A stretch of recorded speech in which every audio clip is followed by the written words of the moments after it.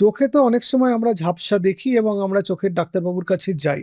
কারণ চোখে ঝাপসা দেখা চোখের কারণের জন্যই হয় বেশিরভাগ ক্ষেত্রে। কিন্তু এরকম অনেক কারণ আছে চোখের আসলে কোনো আপনার প্রবলেম ছিল না বা নেই। কিন্তু আপনি চোখে ঝাপসা দেখছেন। তার মধ্যে একটা গুরুত্বপূর্ণ ডায়াবেটিস মেলিটাস। ডায়াবেটিস হলে আমাদের রেটিনার চেঞ্জেস হয়, আমাদের লেন্সের চেঞ্জেস হয় চোখে এবং কখনো, কখনো ভিট্রিয়াসের প্রবলেম হয়।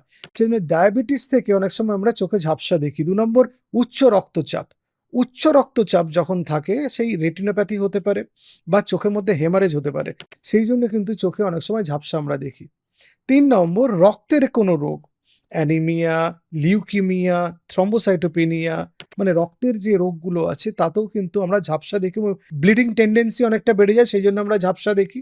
৪ নম্বর কিডনির অসুখ, ইউরেমিয়া বা হাইপারটেনশন বা প্লেটলেট ডিসফাংশন মানে ইউরিয়া বেড়ে যাওয়া রক্তে, উচ্চ রক্তচাপ হওয়া এবং অনুচ্চক্রিকার কার্যক্ষমতা কমে যাওয়ার জন্য আমরা কিন্তু অনেক সময় চোখে ঝাপসা দেখি।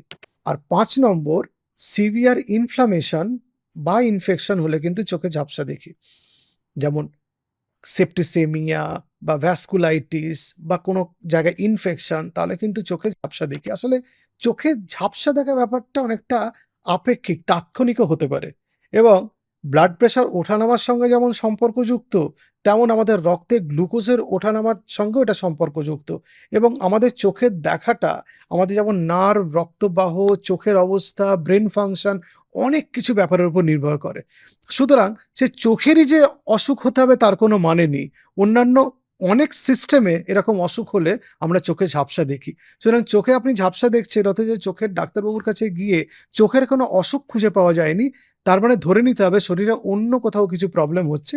তখন আপনার বাড়ির পাশে ফিজিশিয়ানকে দেখান। ভালো থাকবেন।